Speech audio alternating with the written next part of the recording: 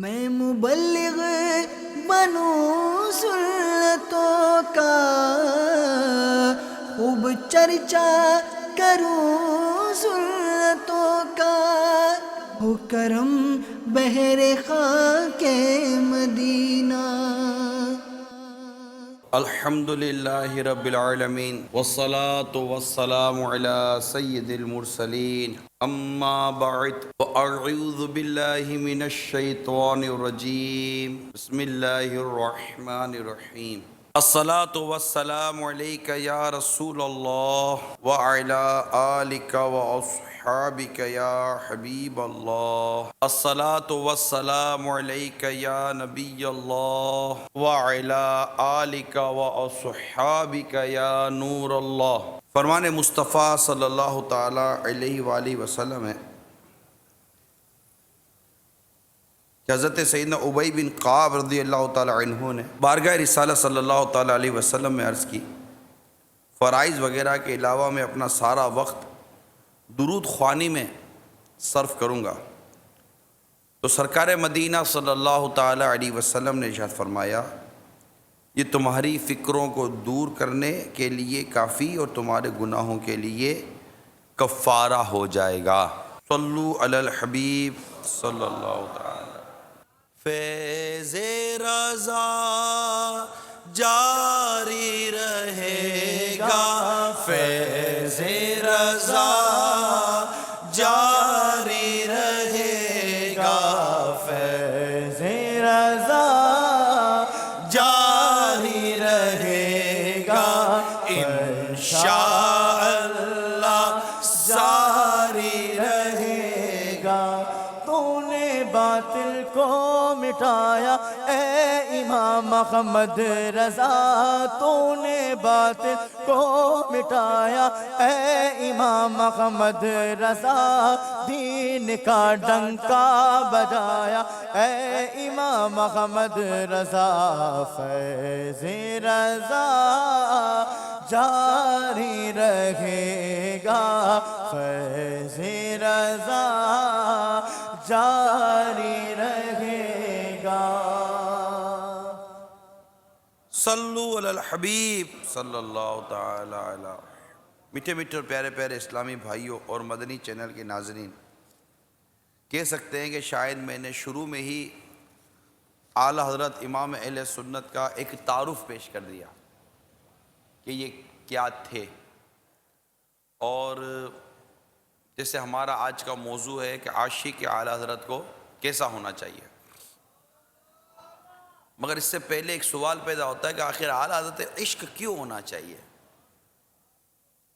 تو ہم جب اعلیٰ حضرت کے بارے میں پڑھتے ہیں تو پھر دل سے آواز نکلتی ہے کہ ان سے بھی عشق نہ ہو تو پھر عشق کس سے ہونا چاہیے؟ امام الانبیاء، حبیب کبریا، نبی رحمت، شفیع امت صلی اللہ تعالی علیہ وسلم کا عشق، محبت، ادب، تعظیم، جو کچھ آپ نے بیان کیا، اگر ان کے بارے میں کوئی بات کرنی ہے، یعنی نبی رحمت صلی اللہ تعالی علیہ وسلم کے بارے میں کوئی بات کرنی ہے، تو تمہاری زبان سے کیسا جملہ نکلنا چاہیے، تمہاری قلم سے کیسا جملہ نکلنا چاہیے، تمہاری سوچ کیسے ہونی چاہیے، تمہارے خیالات کیسے ہونے چاہیے۔ وہ بارگاہ مصطفیٰ صلی اللہ تعالی علیہ وسلم جس کا ادب قرآن میں اللہ ہمیں سکھاتا ہے، جب اس کے بارے میں تم کوئی بات لکھو تو تمہارا انداز کیا ہونا چاہیے، یہ ہم کو ہمارے آقا اعلیٰ حضرت امام اہل سنت نے بیان کیا۔ اتنے زبردست عاشق رسول، ان کے کلام میں عشق رسول صلی اللہ تعالی علیہ وسلم کے وہ چشمے ابل رہے ہیں کہ کوئی غور کرنے والا ہو تو ایک ایک کلام اعلیٰ حضرت امام اہل سنت کا سننے والے کے دل میں سرکار مدینہ صلی اللہ تعالی علیہ وسلم کا عشق و محبت پیدا کرتا ہے۔ ان کا اگر کوئی سلام پڑھے، جو سلام رضا مشہور ہے، مصطفیٰ جان رحمت پہ لاکھوں سلام، شمع بز میں ہدایت پہ لاکھوں سلام، دنیا کے چپے چپے میں یہ سلام مشہور ہوا، اور جہاں عاشق رسول سلام پڑھتے ہیں بالخصوص جمعۃ المبارک کے بعد، وہ جانتے ہوں یا نہ جانتے ہو، صحیح معنوں میں پڑھتے اعلیٰ حضرت کا ہی سلام ہے۔ مصطفیٰ جان رحمت پہ لاکھوں سلام. ابھی تک تو مشہور شعر پڑھے جاتے ہیں، لیکن ایسے اشعار اعلیٰ حضرت امام علیہ سنت نے لکھے، اس طرح سرکار کے عادات اور اطوار لکھے، سرکار صلی اللہ تعالی وسلم کے جسم مبارک کو انہوں نے اشعار میں لیا، پھر اہل بیت کو لیا، امہات المومنین کو لیا، صحابہ کرام کو لیا، تو اصحاب بدر کو الگ لیا، تو اصحاب احد کو الگ لیا، تو دیگر صحابہ کرام جن کے خاص فضائل بیان ہوئے ان کو الگ لیا، اور کرتے معجزات کو الگ لیا. پوری گویا کہ سرکار صلی اللہ تعالیٰ علیہ وسلم کی 63 سالہ حیات مبارکہ کے بہت اہم پہلو، اور صحابہ کرام علیہم رضوان، اہل بیت اور سرکار صلی اللہ تعالیٰ وسلم کے جو اطراف اور جو نسبتیں تھیں، ان سب کو جس طرح سلام میں لے لیا. آدمی سلام پڑھتا جائے اور عشق رسول میں ڈوبتا چلا جائے. اب اس سے بھی عشق نہ کیا جائے تو پھر عشق کس سے کیا جائے؟ اگر محبت اعلیٰ حضرت سے نہ کریں تو پھر کس سے کریں؟ اعلیٰ حضرت اتنی عظیم شخصیت تھے. انشاءاللہ میں اعلیٰ حضرت کی سیرت کے چند پہلو سے ہم روشنی لیں گے. ظاہر ہے ایک بہت جامع آپ کے کردار اور جامع سیرت ہے، اور پھر ایک ہی موضوع جس کا تعلق حقوق العباد اور بندوں سے ہے، صرف اس کو انشاءاللہ تعالی آج ہائی لائٹ کرنے کی، یعنی اس سے ہم سیکھنے کی کوشش کریں گے. ورنہ تو بہت کچھ ہے. یعنی کہ میں نے جب اعلیٰ حضرت امام علیہ سنت کے علوم کے بارے میں تھوڑا سا پڑھنا شروع کیا، میں نے لکھا پھر کہ سب تو نہیں لکھ سکا، چند ایک علوم دیکھے ہوئے کہ اعلیٰ حضرت تھے کیا تھے. تفسیر، ایکسپلینیشن آف قرآن، یعنی ان علوم پر اعلیٰ حضرت کو عبور حاصل تھا، دسترس حاصل تھی. تخریج احادیث، کرٹیکل ایگزامینیشن، یہ جو بعض تعلیمی یافتہ طبقہ ہوتا ہے جو شاید اردو میں لکھی گئے علوم سے اس کو اتنا اندازہ نہیں ہوگا، اس لیے اس کے جو انگریزی ورڈنگ بنتی ہے کوشش کرتا ہوں میں وہ بھی بیان کروں تاکہ پتہ چلے. ہمارا وہ طبقہ جو صرف دنیاوی تعلیم کا دل دادا ہے اور سمجھتا ہے کہ دنیاوی تعلیم، تو اعلیٰ حضرت امام علیہ سنت نے تو نہ کسی یونیورسٹی کا چکر لگایا نہ کسی کالج کا چکر لگایا، بلکہ آپ بچپن میں آپ کے والد ماجد رحمۃ اللہ تعالیٰ علیہ نے آپ کو کسی اس طرح کی چیز میں کوئی کام کرتے پایا تو آپ نے فرمایا بیٹا اس چیزوں میں وقت نہ نکالو، تم تو اس علوم دینیا کی طرف آؤ، باقی رہے یہ تو یہ تمہیں اللہ تبارک و تعالیٰ کی بارگاہ سے زبردست عطا ہو جائیں گے. اور ایسے عطا ہوئے کہ آپ غور کیجئے کہ فقہ یعنی اسلامک لاز، علم العقائد، آرٹیکل آف فیتھ، علم البلاغت، فگر آف اسپیچ، مناظرہ، پولمائک، علم الادب یعنی لٹریچر، علم الحساب یعنی ایرتھمیٹک، ریاضی یعنی میتھمیٹک، علم الہندسہ یعنی جیومیٹری، لاگرتھم، نجوم، ایسٹرولوجی، ارضیات، جیولوجی، طبیعیات، فزکس، کیمیا یعنی کیمسٹری، نباتات، باٹنی، اقتصادیات، پولیٹیکل اکنومی، خود اکنامکس یعنی معاشیات، فائنینس یعنی مالیات، ٹریڈ اینڈ کامرس یعنی تجارت، صنعت، بینکنگ، سیوکس یعنی شہریات، اسی طرح تنقیدات، کرٹک فلسفی، لاجک یعنی منطق، کمپیریٹیو ریلیجینز یعنی علم الادیان، بایولوجی، علم الحیاتیات، نہ جانے اتنے علوم جو ابھی کچھ نام ذہن میں آ رہے ہیں.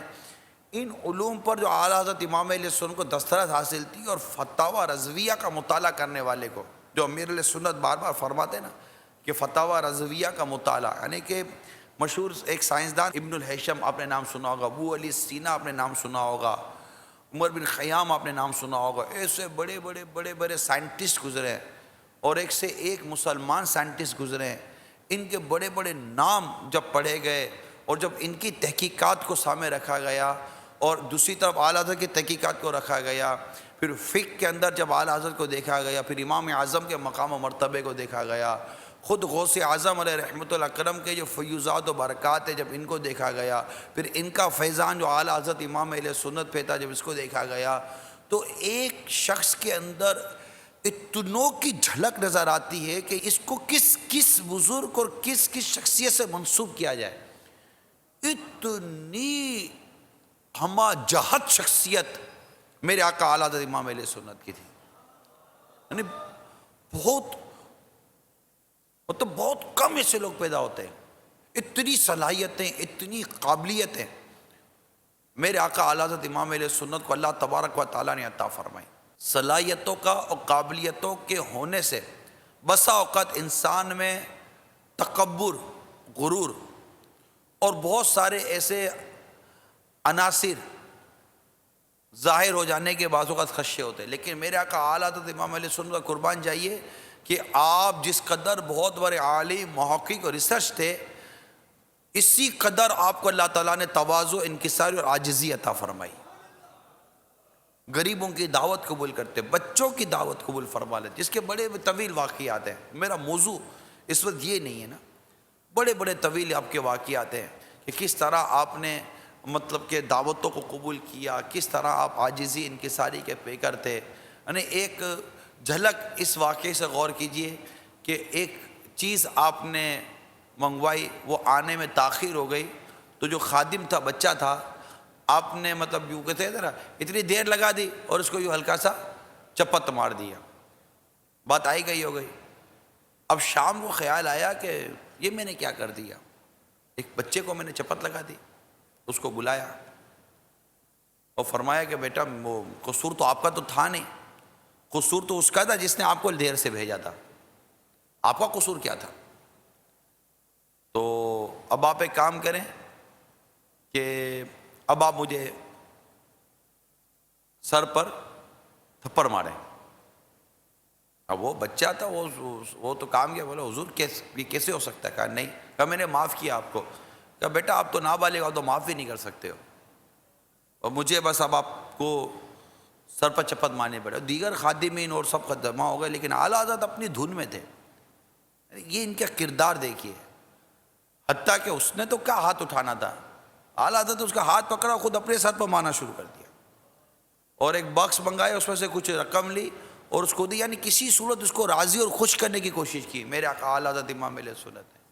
ایک چھوٹا سا بچہ اپنی جھولی کے اندر ہلکی پھلکی دال لے کر دعوت دیتا ہے کہ میرے گھر پر آپ کی دعوت ہے، آپ آ جائیے گا. اعلیٰ حضرت اپنا عصا مبارک لیتے اور اگلے دن اس کے گھر پر دعوت کے لیے چلے جاتے ہیں. ایک اور غریب آدمی نے دعوت دی، اعلیٰ حضرت امام علیہ سنت اس کے گھر پر تشریف لے گئے اور جو پیش کر دیا، جو کھلا دیا، کھا لیا.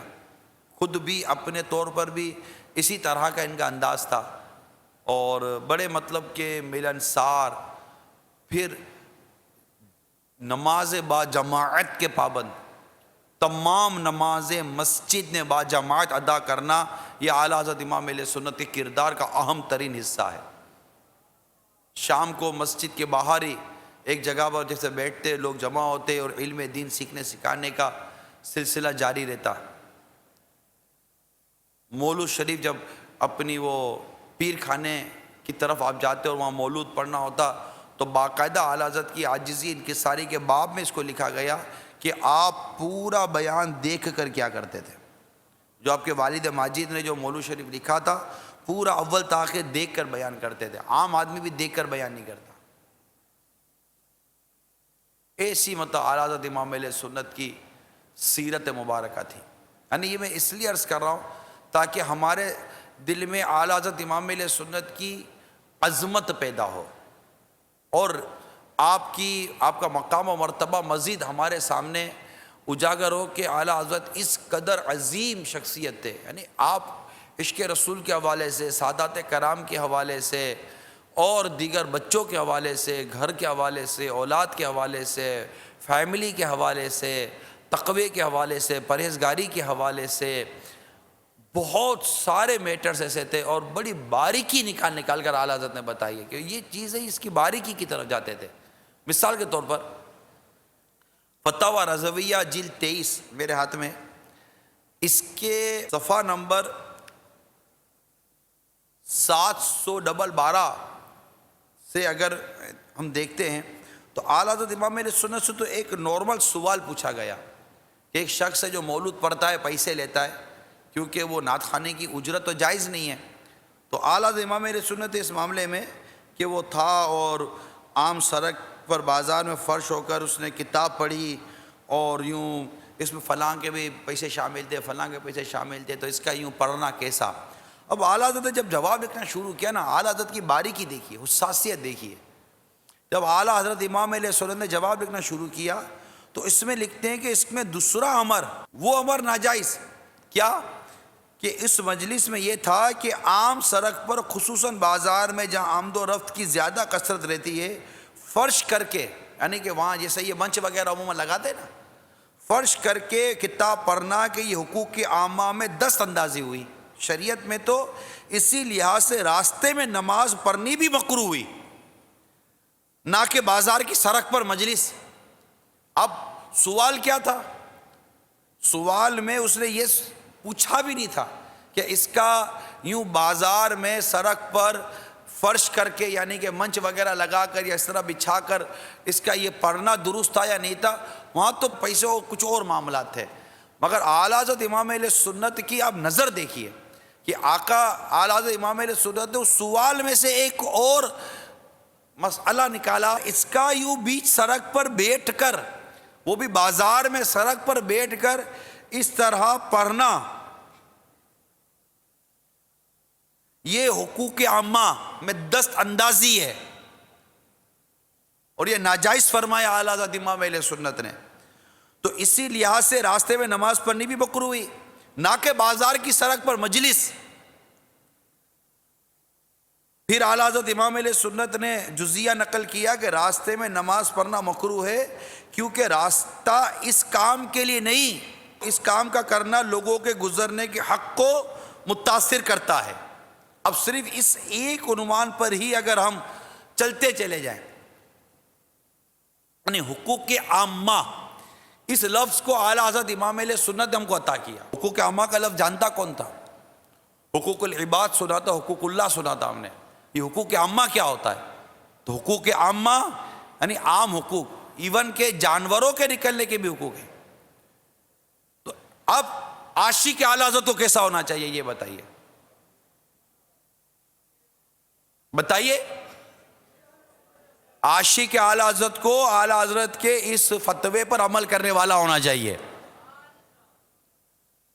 اس کو سڑک کے اوپر بیٹھ کر اس طرح کے کام نہیں کرنے چاہیے جس کو امیر اہل سنت واضح لفظوں میں منع فرماتے ہیں کہ اس طرح بیچ سڑک بند کر کے اور یہ حقوق کی عامہ تلف کرنا، ایمبولینس کے نکلنے کی جگہ نہیں، گاڑی کے نکلنے کی جگہ نہیں، پھر بڑے بڑے ہارن لگا کر لوگوں کو تکلیف دینا. اصل تو لوگوں کو تکلیف دینا ہے نا. ایذائے مسلم کے جو معاملات ہیں وہ الگ، یہ بھی اعلیٰ حضرت امام اہل سنت نے ہم کو نکال کر دیا جملہ. ایذائے مسلم، ایذائے مسلم کے جو معاملات ہیں یعنی جس چیز میں مسلمانوں کو تکلیف اور جس چیز میں مسلمانوں کو ایذا ہوتی ہے، عاشق اعلیٰ حضرت کو ایذائے مسلم والا نہیں ہونا چاہیے. موٹی بات کر رہا ہوں میں. اگر اس کی تہ میں جائیں تو بہت سارے احکامات سامنے آئیں گے. اعلیٰ حضرت امام اہل سنت یہ لوگوں کو خوش کرتے تھے، یعنی لوگوں کو خوش کرنے کے ساتھ ساتھ اعلیٰ حضرت کی جو دینی طلبات ہے جیسے جامعات میں جو پڑھتے نا، ان سے محبت کا میں نے ایک اعلیٰ حضرت کا وصف پڑھا کہ آپ کے شہزادے حجت الاسلام مولانا حامد رضا خان علیہ رحمت المنان کے یہاں بیٹوں کی ولادت کا سلسلہ تھا. لہٰذا 1325 سن ہجری میں آپ کے یہاں بیٹے کی ولادت بسعادت ہوئی. والدین، رشتہ دار، خاندان اور خود اعلیٰ حضرت امام اہل سنت بھی بے حد خوش تھے. اس خوشی کے موقع پر میرے آقا اعلیٰ حضرت نے اپنے جامعہ کے طلباء کی دعوت کی. اس کی دعوت کی؟ جامعہ کے طلباء کی. اور دعوت کی شان ملاحظہ کیجئے. اس میں بنگالی طلباء سے دریافت کیا کہ آپ لوگ کیا کھانا پسند کریں گے. انہوں نے مچھلی کی خواہش ظاہر کی. وافر مقدار میں مچھلی منگوائی. پھر بہاری جو بہار کے جو طلباء تھے ان سے ارشاد فرمایا کہ آپ کی کیا خواہش ہے؟ انہوں نے بریانی، زردہ، پھرنی، کباب وغیرہ کی خواہش ظاہر کی. اعلیٰ حضرت نے وہ بھی منگوا دیا. پھر پنجاب وغیرہ کی طرف کے اور بیرون ملک کے طلباء وغیرہ کی جو خواہش تھی تو اس کے مطابق دمبے کے گوشت اور تندور کی پکی ہوئی روٹیاں، یعنی لکھا ہے کہ الغرض تمام طلباء کی میرے آقا اعلیٰ حضرت امام اہل سنت نے پر تکلف دعوت کی. اس سے مجھے واقعی اعلیٰ حضرت امام اہل سنت کی جو طلباء سے جو محبت تھی، جامعہ جو درس نظامی کرتے ہیں، اس سے اس کا اندازہ ہوتا ہے. اور دعوت بھی ان کی کہ علماء بن رہے ہیں نا، ان کی قدر و منزلت اعلیٰ حضرت نے ہمیں سمجھائی ہے. اور جو ان کو پسند تھا وہ منگوایا، پکا کے کھلایا. ایسی پرتکلف دعوت کون کرتا ہے یار؟ تو آپ بھی طلبہ بنو نا جامعہ کے، مذاق نہیں کر رہا، جامعہ کے طلبہ بنو یار. بہت ضرورت ہے اس چیز کی. میں اس عنوان کو ہی لے کر آیا ہوں تاکہ ہماری آپس میں محبت، پیار، اتفاق اور ایک دوسرے کا لحاظ اور ایک دوسرے کا خیال رکھنے کا جذبہ پیدا ہو. اور یہاں میں بتاؤں گا کہ عاشق اعلیٰ حضرت کو کیسا ہونا چاہیے.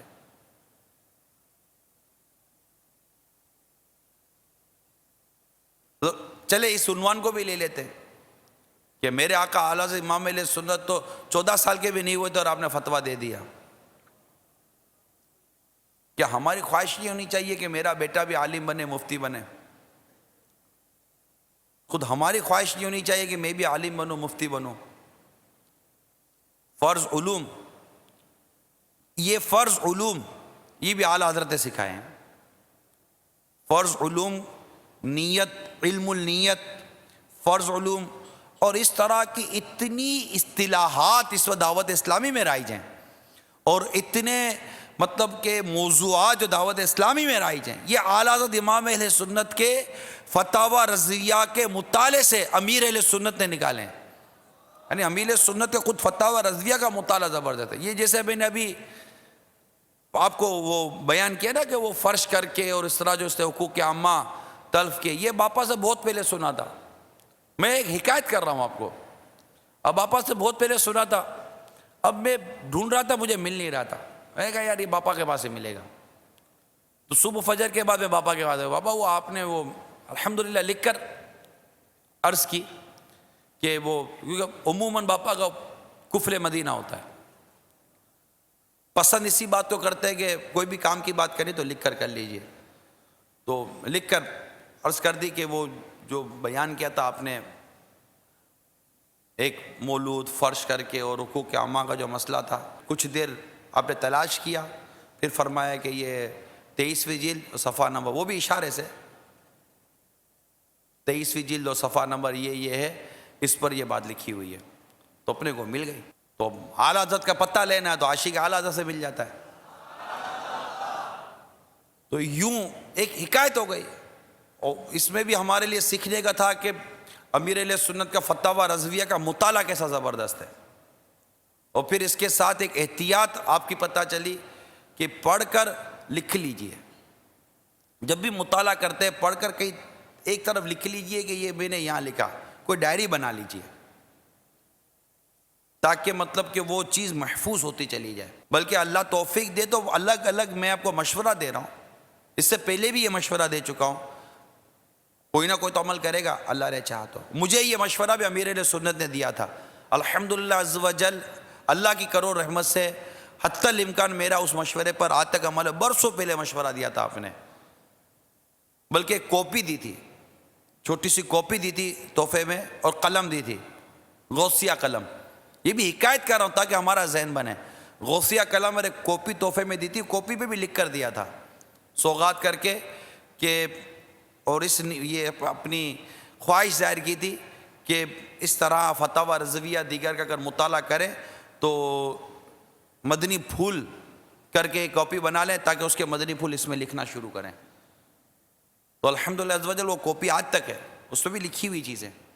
پھر ڈائری پھر اس سے ذہن بنا کے اپنے قرآن شریف کی اگر تلاوت کریں تو کیوں نہ لکھ کر رکھیں. یہ میرے مندی چلیں کے ناظرین بھی یاد. مطلب ہمیں اللہ تعالیٰ کے کرم سے تھوڑا سا سوچیے, اگر ایک کام کے کرنے سے آپ کے نفع بڑھ جاتے ہیں, آپ کا فائدہ بڑھ جاتا ہے, تو کرنے میں نقصان کیا ہے.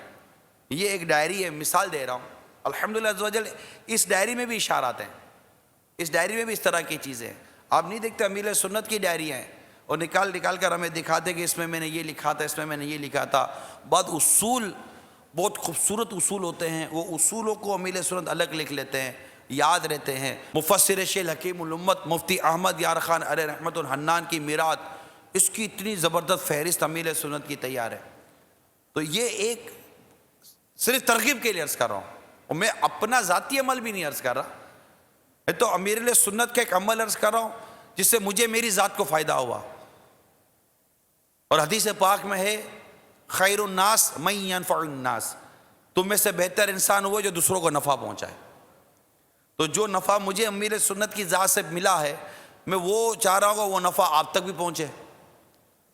اب عمل کرنے کے اوپر ہے کہ اب کون عمل کرتا ہے, کون عمل نہیں کرتا, کون اس سے لیتا ہے, کون اس سے نہیں لیتا. تو اگر آپ اس طرح کی اپنی کوئی ڈائری مینٹین کر لیں, کاپی لے لیں, آپ نارمل کاپی لے لیں, اور اس کے اوپر جیسے کہ لکھ دیں فتاوی رضویہ کے مدنی پھول, بہار شریعت کے مدنی پھول, قرآن شریف کے مدنی پھول. اب قرآن شریف کی تلاوت کریں, ماشاءاللہ کنز الایمان خزائن العرفان میں جا بجا تفسیر کے اندر کئی مدنی پھول, کئی مسئلے, کئی جزیات, کئی بزرگوں کے اقوال لکھے ہوئے ہوتے ہیں. تو علم تقسیم کرنے سے بڑھتا ہی, ہمیشہ یاد رکھیں. علم جتنا دیں گے, جتنا آپ لوگوں تک علم دین پہنچائیں گے, معلومات پہنچائیں گے, اللہ کی رحمت سے آپ کے پاس اسی قدر بڑھتا چلا جائے گا. تو عرض کرنے کا مقصد یہ کہ بات چلی تھی عالم بننے کے حوالے سے, درس نظامی کرنے کے حوالے سے. یہ اتنا مشکل نہیں ہے, آپ ہمت تو کیجئے, میدان میں آئے تو صحیح, اور علوم دینیہ سیکھے تو صحیح. اللہ کرے کہ وہ وقت ہمیں نصیب ہو جائے کہ کم از کم ایک عالم تو فی گھر ہو, ایک گھر میں ایک عالم. آپ نیت کریں, آپ ہمت کریں. اگر آپ کہیں گے گھر میں پوچھنا, پھر گھر میں پوچھ لیجئے گا. ہے کوئی ہمت کر رہا ہے کیا داخلہ لیں گے؟ نہیں, سنجیدگی کے ساتھ. کون کون داخلہ لینے کی نیت کرتا ہے؟ نیت کہ میں انشاءاللہ نیت کرتا ہوں, چلے میں گھر میں بھی بات کروں گا کہ مجھے درس نظامی کرنا ہے. اس سے 12 ماہ کا مدنی قافلہ بھی آ جاتا ہے, اس سے مدنی قافلہ کورس بھی آ جاتا ہے, اور پھر درس نظامی, اور پھر بہت کچھ اس میں سیکھنے کو ملتا ہے. الحمدللہ جامعۃ المدینہ میں پڑھنے والوں کو زبردست برکتیں بھی نصیب ہوتی ہیں. ہر باپ یہ کہنے میں کامیاب ہو جائے میرا ایک بیٹا حافظ ہے, تو دوسرا بیٹا عالم ہے, تیسرا بیٹا مفتی ہے. کیا بات ہے مدینے کی. کاش کتنا مطلب کہ وہ ایک وقار نصیب ہو. خواہش, اب اولاد باپ کی خواہش پوری کرتی ہے نہیں کرتی, وہ اولاد کی ذمہ داری ہے.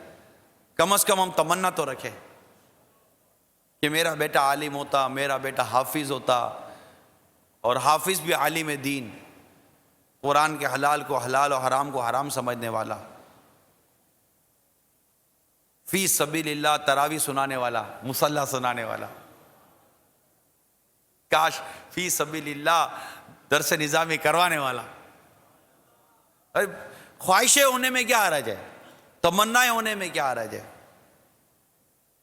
کہ میرا بچہ یہ ہوتا, میرا بچہ. لوگ تمنائیں کرتے نا کہ میرا بیٹا ڈاکٹر ہو, میرا بیٹا انجینئر ہو, تو میرا بیٹا پروفیسر ہو, تو میرا بیٹا یہ ہو, میرا بیٹا یہ ہو. وہ ان کے اپنا ذہن ہے, الحمدللہ اپنا ذہن اس طرح کا ہے کہ کاش کہ میرا بیٹا عالم ہو, حافظ ہو. کیونکہ دنیا کے کسی ڈگری کو یہ اعزاز حاصل نہیں جو حافظ کو حاصل ہے, کہ حافظ جو قرآن کے حلال کو حلال و حرام کو حرام جانے. ایسا حافظ قیامت کے روز, ایسے 10 اہل خانہ جن پر گناہوں کی وجہ سے جہنم واجب ہو چکی ہے, ایسے 10 افراد کو کی شفاعت کر کے وہ جنت میں لے کے جائے گا.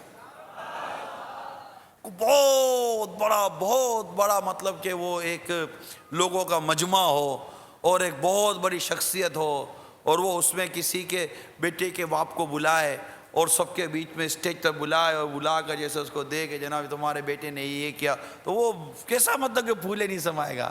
یہ تو کچھ بھی نہیں ہے یار، اس کی تو مثال بھی نہیں ہے۔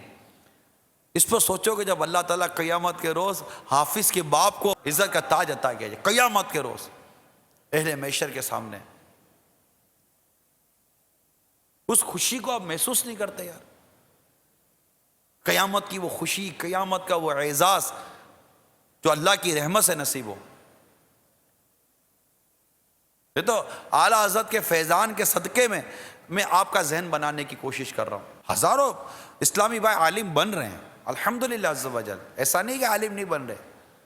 ملک بھر میں جامعۃ المدینہ، ملک کے باہر جامعۃ المدینہ قائم ہے اللہ کی رحمت سے، لیکن آپ کا ایک بچہ بھی عالم بن رہا ہے۔ جو بھی اس وقت گھر میں بیٹھے بھی جو میرے مدنی چینل کے ناظرین ہیں، میں آپ سے پوچھتا ہوں، اگر آپ کو اللہ تعالیٰ نے بیٹا، اچھا بیٹی، اسلامی بہنوں کا بھی درس نظامی ہے، اسلامی بہنوں کے بھی جامعات ہیں، وہاں بھی عالمہ کورس کروایا جاتا ہے اور بھی بہت سارے کورس کروائے جاتے ہیں، کو فرض علوم سکھائے جاتے ہیں۔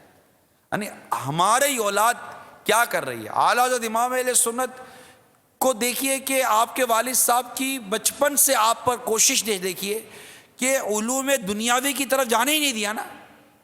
اور جو میں نے علوم دنیاوی آپ کو بیان کی ہے، فزکس، کیمسٹری، باٹنی، بایولوجی،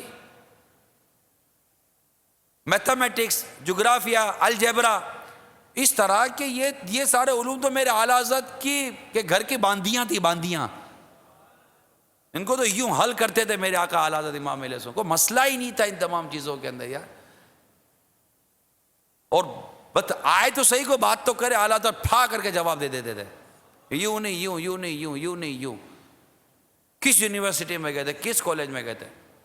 قرآن میں غوطہ لگایا تھا، قرآن کے سمندر میں غوطہ لگایا، حدیث کے سمندر میں غوطہ لگایا۔ کوئی خشک و تر شے ایسی نہیں جس کا علم قرآن میں نہ ہو۔ اعلیٰ حضرت کا یہ مقام و مرتبہ، اس پر غور کیجیے اور پھر اپنی سوچ بنائیے اور اپنے بچوں کو جامعۃ المدینہ میں داخل کروائیے۔ کون نیت کرتا ہے؟ بڑھ گئے ہاتھ، ماشاءاللہ، ہاتھ بڑھے ہیں۔ درس نظامی عالم، اس نے بھی فرض علوم کو سامنے رکھنا ہے کہ میں فرض علوم، عاشق اعلیٰ حضرت کو فرض علوم سکھا ہوا ہونا چاہیے۔ یعنی ہم کون عاشق اعلیٰ حضرت ہے؟ ٹھیک ہے، الحمدللہ میرے مدنی چینل کے ناظرین نے بھی ہاتھ اٹھایا ہوگا۔ ہمیں اعلیٰ حضرت سے محبت ہے، اعلیٰ حضرت سے ہمیں تو پیار ہے، انشاءاللہ دو جہاں میں اپنا بیڑا پار ہے۔ تو عاشق اعلیٰ حضرت اور اس پر عائد فرض علوم کو نہیں جانتا وہ، یہ کیسا عشق ہے، کیسے محبت ہے؟ عاشق اعلیٰ حضرت اور نیت نہیں جانتا، نہ نیت کرتا ہے نہ نیت کرواتا ہے، کیسے؟ وہ موضوع چلا تھا تو میں نے درس نظامی کی آپ کو ترغیب عرض کر دی ہے۔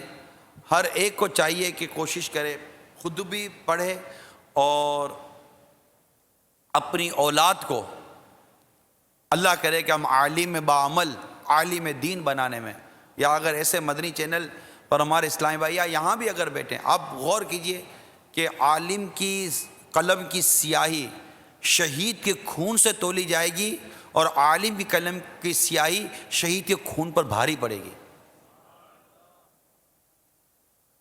فرشتے اپنے پر بچھاتے طالب علم کے آگے یار، سمندر میں مچھلیاں اس کے لیے دعا استغفار کرتی ہیں، سوراخوں میں چونٹیاں اس کے لیے دعا استغفار کرتی ہیں۔ جو علم دین کے راستے پر چلتا ہے اللہ تعالیٰ اس کو جنت کے راستے پر چلاتا ہے، مغفرتیں اور رحمتیں اور نہ جانے کتنی کتنی کتنے فضائل ہیں عالم دین بننے کے، کیونکہ دین کا نظام ان کے ہاتھوں میں، علماء اہل سنت، علماء حقہ، علماء ربانیین، علماء آخرت، یہ نظام لے کر چل رہے ہوتے ہیں۔ ہمیں اعلیٰ حضرت امام علیہ السلام کی تعلیمات یہی تو کھول کھول کر بیان کر رہے ہوتے ہیں، جیسے امیر سنت نے بیان کی اور الحمدللہ دیگر علماء بیان کر ہی رہے ہوتے ہیں۔ تو اگر علماء ہی نہیں ہوں گے تو نظام چلے گا کیسے؟ اگر ہر کوئی بولے کہ میرا بیٹا بزنس مین بنے گا، تاجر بنے گا، ڈاکٹر بنے گا، چارٹرڈ اکاؤنٹنٹ بنے گا، فلاں بنے گا، فلاں بنے گا، بن گیا، پیسے بھی آ گئے، مگر یہ دیکھو کہ تم نے اسلام و دین کے لیے کیا کیا؟ تمہاری اولاد دین اور اسلام کے لیے کیا کام آئی؟ تمہاری اولاد اللہ اور اس کے رسول کے دین کے کیا کام آئی؟ یہ تو علماء کا خاندان تھا، اعلیٰ حضرت کے دادا عالم، اعلیٰ حضرت کے والد عالم، اعلیٰ حضرت خود عالم، اعلیٰ حضرت کی شہزادے عالم، علماء کا خاندان، علماء علماء علماء علماء۔ اور پھر یہاں تک لکھا اس صدی میں جو کچھ ہے وہ تنہا رضا کا ہے۔ اگلوں نے لکھا پہلے جو کچھ لکھا، مگر جو کچھ اس صدی میں ہے وہ تنہا رضا کا ہے۔ اتنا لکھا، اتنے علوم کہ ہم علوم پڑھ نہیں سکتے، سمجھنا تو دور کی بات ہے۔ تو اگر علماء ہی چلے جائیں گے، علماء نہیں ہوں گے، میں ایک درد مند عاشق رسول سے بات کر رہا ہوں، دین سے، اسلام سے، اپنے مذہب سے محبت کرنے والے سے میں بات کر رہا ہوں کہ اللہ تعالیٰ نے جو آپ کو اولاد دی، اللہ تعالیٰ نے جو آپ کو صلاحیت و نعمت دی، میں تو مالداروں سے ہی بات کر رہا ہوں، آخر غریب کے بچے عالم کیوں بنیں گے؟ امیر کا بچہ عالم کیوں نہیں بن سکتا؟ آخر آپ کا بیٹا آپ کا بزنس سنبھالے، یہ آپ کی خواہش ہے، آپ کا بیٹا اللہ اور اس کے رسول کی دین کی خدمت کرے، یہ آپ کی خواہش نہیں ہے؟ کیا امیر کا بچہ عالم نہیں بن سکتا؟ کیا امیر کا بچہ حافظ نہیں بن سکتا؟ کیا امیر کا بچہ مسجد کی امامت نہیں کر سکتا؟ اب بولو کہ مسجد کی امامت ٹھیک ہے، آپ کا بچہ اگر کاروبار کرتا ہے جائز و حلال طریقے سے، تو کاروبار پر رہتے ہوئے کیا یہ مسجد کی امامت نہیں کر سکتا؟ معاذ اللہ ثم معاذ اللہ، کیا مسجد کی امامت یہ کوئی اعلیٰ کام نہیں ہے؟ اعلیٰ ترین، عظیم ترین عزتوں کی عزت ہے اس کے اندر۔ مسجد کی صفوں کے اندر 20 گریڈ کے اور کروڑ اربوں پتی لوگ نمازیں پڑھتے ہیں، اور نمازیں پڑھنے کے بعد کوئی ایک دوسرے کا ہاتھ نہیں چومتا، سارے بڑھ کر امام کے ہاتھ چومتے ہیں، سب امام کو کہتے ہیں دعا کرو۔ ہم اپنے بچوں کو عالم نہیں بنائیں گے، اپنے بچوں کو امام نہیں بنائیں گے۔ آپ نہیں چاہتے کہ آپ کا بچہ مصلی پہ کھڑے ہو کر نمازیں پڑھائے، آپ کی خواہش نہیں ہے۔ یار میں نہیں کر سکا، میری اولاد تو کرے، اور میں بھی کیوں نہ کر سکا؟ جب تک سانس ہے تب تک کوشش کروں گا، مایوسی نہیں ہے، جب تک سانس ہے میں کوشش کروں گا۔ ہمت پیدا کیجئے نا، احساس کمتری میں نہ آئیے، انڈر اسٹیمیٹ مت ہوئیے۔ سورج غروب ہو رہا تھا، سورج غروب ہو رہا ہے، اور غروب ہوتا سورج گویا کہ کہتا ہے کوئی جو میری جگہ سنبھالے؟ تو جھونپڑی میں ایک چراغ ٹمٹماتا تھا، چھوٹا سا چراغ تھا، چراغ ٹمٹما رہا تھا، اس چراغ سے آواز آئی میں کوشش کروں گا۔ اپنے اندر ہمت پیدا کرنے میں کیا حرج ہے؟ آپ کیوں سمجھتے ہیں کہ میں درس نظامی نہیں کر سکتا؟ آپ کیوں سمجھتے ہیں کہ میں عالم نہیں بن سکتا؟ آپ کیوں سمجھتے ہیں کہ میں حافظ نہیں بن سکتا؟ آپ کیوں سمجھتے ہیں کہ میں قرآن نہیں پڑھ سکتا؟ آپ کیوں سمجھتے ہیں کہ میں فتاوی رضویہ نہیں پڑھ سکتا، میں بہار شریعت نہیں پڑھ سکتا، میں دیگر کتب نہیں پڑھ سکتا، میں قرآن شریف پورا نہیں پڑھ سکتا، میں نماز کے احکام نہیں پڑھ سکتا، میں کفریہ کلمات کے بارے میں سوال جواب نہیں پڑھ سکتا؟ آخر کس نے کہا کہ آپ نہیں پڑھ سکتے؟ جو پڑھتے وہ کیا سیکھ کر آئے تھے؟ کیا سیکھے ہوئے ماں کے پیٹ سے پیدا ہوئے تھے؟ اسی طرح دنیا میں رہ کر سیکھا ہے نا۔ تو جس نے ناجائز کام سیکھا ہے تو کیا وہ جائز کام نہیں سیکھ سکتا تھا؟ بھائی حرام اور ناجائز کام بھی تو سیکھنے سے آیا نا۔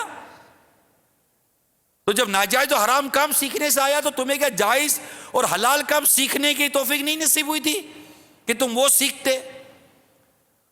حافظ ہمارے اندر ہوتا ہے، عالم ہمارے اندر سے نکلتا ہے نا۔ یہ الگ بات ہے کہ اللہ تعالیٰ کی اس پر رحمت ہوتی ہے، اللہ تعالیٰ جس کے لیے بھلائی کا ارادہ فرماتا ہے اس سے دین کا علم عطا فرما دیتا ہے، اس کو فقہ عطا فرما دیتا ہے، اس کو فقیہ بنا دیتا ہے۔ ہم کیوں نہیں؟ میرے مدنی چینل کے ناظرین کیوں اس معاملے میں مایوس ہیں کہ نہیں ہم تو علماء کے خاندان کو لے کر آج بیٹھے، اعلیٰ حضرت کا فیضان لے کر بیٹھے ہیں، تو آج کیوں نہیں ہم یہ نیت کریں کہ انشاءاللہ میں بھی درس نظامی میں داخلہ لوں گا، اور میں اپنے بچوں کو بھی داخلہ دلواؤں گا۔ آخر کھاتے پیتے گھرانے کا اور امیر گھرانے کا بچہ عالم کیوں نہیں بن سکتا؟ آخر یہ امیر طبقہ اپنے اوپر کیوں یہ الزام لے کر بیٹھا ہوا ہے؟ آخر امیر آدمی مدنی قافلے میں سفر کیوں نہیں کر سکتا؟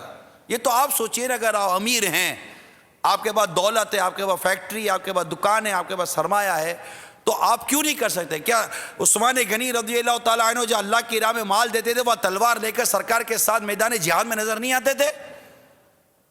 یا سیدنا عبد الرحمن بن عوف رضی اللہ تعالیٰ عنہ جہاں اونٹ مال کے بھرے ہوئے اللہ کی راہ میں دے دیتے تھے، کیا وہاں سرکار صلی اللہ تعالی وسلم کے ساتھ نظر نہیں آتے تھے؟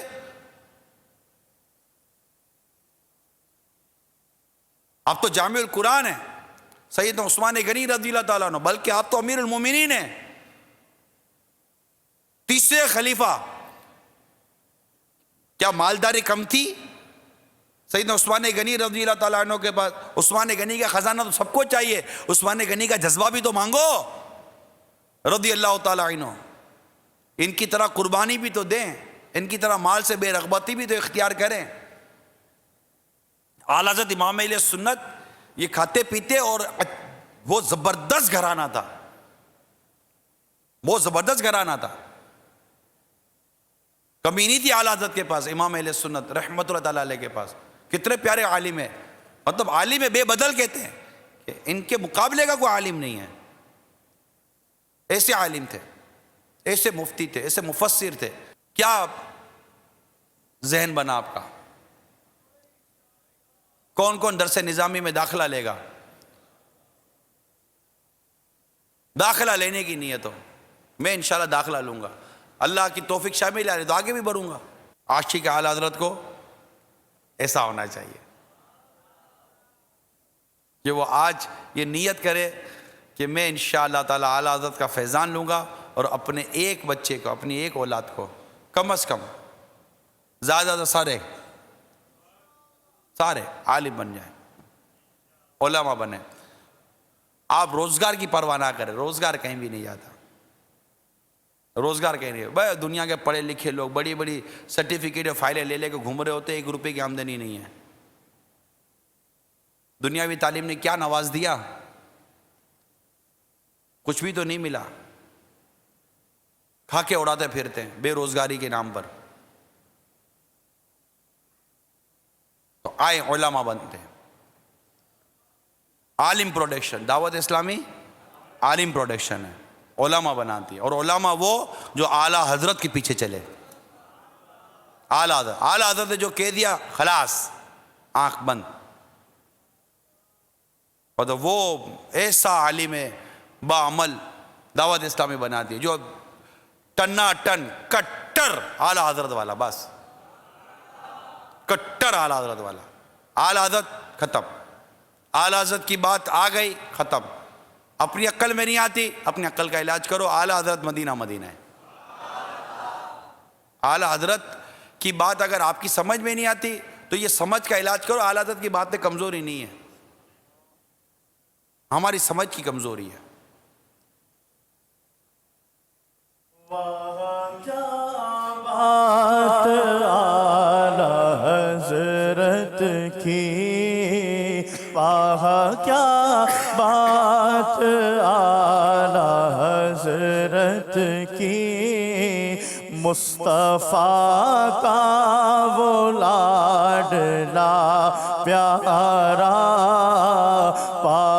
کیا بات اعلیٰ حضرت کی، غوث اعظم کی آنکھ کا تارا،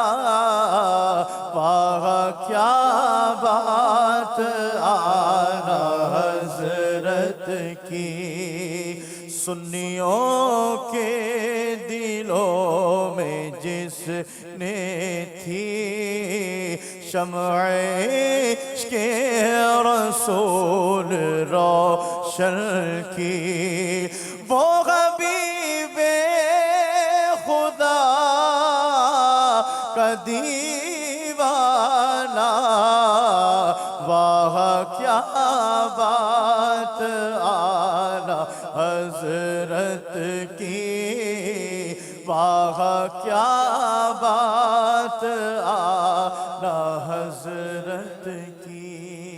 بات عالم کی چلی تو اعلیٰ حضرت امام اہل سنت نے بڑی خوبصورت بات لکھی ہے، فتاوی رضویہ جلد 23 کے صفحہ نمبر 649 649 فرماتے ہیں عالم دین سنی صحیح العقیدہ کہ لوگوں کو حق کی طرف بلائے اور حق بات بتائے، محمد الرسول اللہ صلی اللہ تعالی علیہ وسلم کا نائب ہے۔ کون کون بنے گا عالم؟ اور پھر علماء کا مقام دیکھیے، اعلیٰ حضرت لکھتے ہیں، اب ایسا جو عالم ہے نا جس کے اعلیٰ حضرت لکھتے ہیں، اس کی تحقیر معاذ اللہ محمد رسول اللہ کی توہین، اور محمد رسول اللہ صلی اللہ تعالی علیہ وسلم کی جناب گستاخی موجب لعنت الہی و عذاب علیم۔ رسول اللہ صلی اللہ علیہ وسلم فرماتے ہیں 3 شخصوں کے حق کو ہلکا جانے گا مگر منافق، کھلا منافق۔ ایک وہ جسے اسلام میں بڑھاپا آیا، دوسرا علم والا، تیسرا بادشاہ اسلام عادل۔ تو اس طرح اعلیٰ امام اہل سنت نے ایک عالم دین سنی صحیح العقیدہ کہ لوگوں کو حق کی طرف بلائے اور حق بات بتائے، انشاءاللہ ایسے ہی عالم دین بنیں گے، بالکل اعلیٰ حضرت کے پیچھے پیچھے چلنے والے بنیں گے۔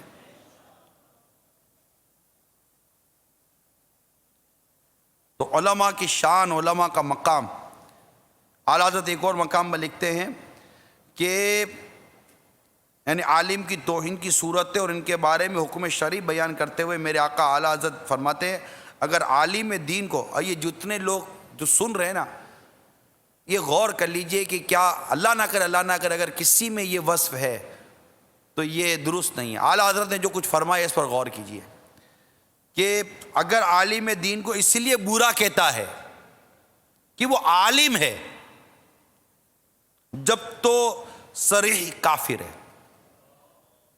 اور اگر باوجہ علم اس کی تعظیم فرض جانتا ہے مگر اپنی کسی دنیاوی خصومت یعنی دشمنی کے باعث برا کہتا ہے، گالی دیتا ہے اور تحقیر کرتا ہے تو سخت فاسق و فاجر ہے۔ اور اگر بے سبب یعنی بلا وجہ رنج و بغض رکھتا ہے، بعض کی طبیعت ہوتی ہے معاذ اللہ ثم معاذ اللہ، اللہ ہمیں محفوظ فرمائے، یعنی ان کو مذہبی آدمی پسند ہی نہیں ہے، تنقید تنقید تنقید تنقید تنقید معاذ اللہ ثم معاذ اللہ۔ بعض اتنے بے باک اور ایسے جری قسم کے لوگ واقعی ہوتے ہیں، کوئی بھاشا نہیں سمجھتے، نہ ان کو جائز سمجھ میں آتا ہے نہ ناجائز سمجھ میں آتا ہے، نہ کوئی قرآن کی آیت بیچاروں نے صحیح سمجھی پڑھی ہوئی ہوتی ہے، نہ ان کو کوئی حدیث پاک صحیح سمجھی پڑھی ہوئی ہوتی ہے، بس ایک اپنی ان کی عقل ہوتی ہے، ہم ہی ہیں بس، باقی کوئی بھی نہیں ہے۔ اللہ کی پناہ، ایسے بھی لوگ پائے جاتے ہیں جن کو بس دوسروں کی خامیاں برائیاں تنقید ہی کا پہلو ہوتا ہے، وہ اچھا کچھ بھی نہیں ہوتا، کبھی واسطہ بھی نہیں پڑا ہوتا، لیکن ان کے اوپر وہ بیٹھ کے تبصرے کرتے رہیں گے، یہ یوں یہ یوں یہ یوں۔ بھائی کسی کو ناجائز کام کیا، کوئی حرام کام کیا، کیا کام کیا میری سمجھ میں نہیں آتا، تو سمجھ کا علاج کرو نا یار۔ ایک مضبوط بات یاد رکھیے، جس چیز کی شریعت نے مذمت نہیں کی تم ہوتے کون ہو مذمت کرنے والے؟ شریعت جس کام پر ملامت نہیں کرتی تم ہوتے کون ہو ملامت کرنے والے؟ شریعت جس کام سے منع نہیں کرتی تم ہوتے کون ہو منع کرنے والے؟ یار اپنی عقل کا علاج کرو، اپنی سمجھ کا علاج کرو۔ نہیں علاج ہوتا آ جاؤ میرے باپا کے پاس، تمہارا علاج ہو جائے گا۔